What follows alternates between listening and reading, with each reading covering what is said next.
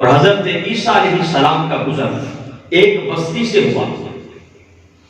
जब आप उस बस्ती से गुजरे तो देखा वो बस्ती बड़ी सरसब्ज़ और शादाब है। उस बस्ती के अंदर नहरें हैं, दरख्त हैं, सारा कुछ है। और जब हजरत ईसा अलैहिस्सलाम वहां पर गए तो उन बस्ती वालों ने बड़ी खातिर मदाद की, उन्होंने बड़ी ताज़ीम की, उन्होंने बड़ी मोहब्बत से पेश आए, खिदमत की, क्योंकि सरसब्ज़ और शादाब बस्ती थी। हजरत ईसा अलैहिस्सलाम चले गए। फरमाती है कि एक मुद्दत के बाद फिर हजरत ईसा अलैहिस्सलाम आए कि जहां पर बड़े बड़े घर थे, बिल्डिंगें थी, सरसब्ज़ और शादाब थे, जहां पर नहरें थी, दरख्त थे, सारा कुछ था, लोग बड़े खुशहाल थे। फरमाया जब दोबारा हजरत ईसा अलैहिस्सलाम आए वही बस्ती बिल्कुल उजड़ कर खंडरात बन चुकी थी। ना उसके अंदर मकानात थे, ना उसके अंदर सरसब्ज़ और शादाब दरख्त थे, ना नहरें थी, ना उसके अंदर महल्लात थे, उसके अंदर कुछ भी नहीं था। हर शय मस्मार हो चुकी थी, खत्म हो चुकी थी, वो खंडरात बन चुके थे। हजरत ईसा अलैहिस्सलाम पर ने इस पर बड़ा ताज्जुब किया, बड़े हैरान हुए। तो हजरत ईसा अलैहिस्सलाम को बताया गया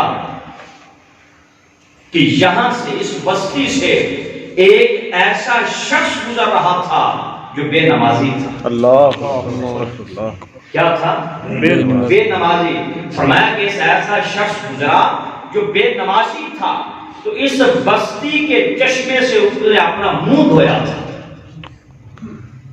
इस बस्ती के चश्मे से उसने अपना मुंह धोया था।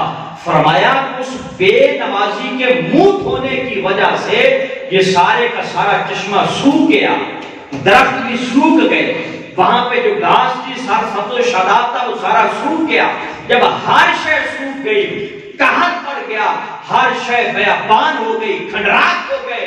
हजरत ईसा अलैहिस्सलाम को बताया कि ऐ मेरे ईसा, जो नमाज का तारिक है उसकी वजह से दीन भी बर्बाद हो जाता है, उसकी वजह से दुनिया भी बर्बाद हो जाती है। बेशक नमाज तर्क करने की वजह से बस्ती उजड़ गई।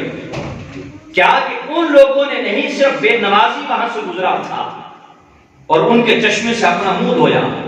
अगर बेनमाजी चश्मे से मुंह धोए तो पूरी की पूरी बस्ती उजड़ जाए, पूरे का पूरा इलाका उजड़ जाए, मकानात मस्मार हो जाए, खंडरात बन जाए, सरसब्ज़ और शादाब दरख्त खत्म हो जाए, नहरें बहना सूख जाए, हर शय खत्म हो जाए।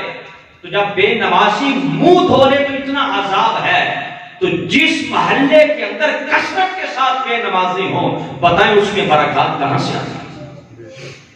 उसमें अल्लाह की रहमतें कहां से आएंगी? उसमें अल्लाह का फजल कहां से आएगा? उसमें अल्लाह की इनायत कहां से आएगी? अल्लाह का करम कहां से आएगा? हम बरकतें ढूंढ रहे हैं, अरे बरकत अल्लाह के जिक्र के अंदर है। हम रहमतें ढूंढते हैं, रहमतें अल्लाह के जिक्र में है। हम अगर कुछ भी ढूंढना चाहते हैं, हमें करम चाहिए, फजल चाहिए, रहमत चाहिए, अल्लाह की अता चाहिए, अल्लाह की सखा चाहिए, हमें कुछ चाहिए। ऐ इंसान, नमाज पढ़, अल्लाह तुझे हर चीज नमाज में अता फरमाएगा, हर चीज नमाज के अंदर अता फरमाएगा। लेकिन अफसोस इस बात पर है कि आज हम नमाज नहीं पढ़ते, नमाज से दूर है।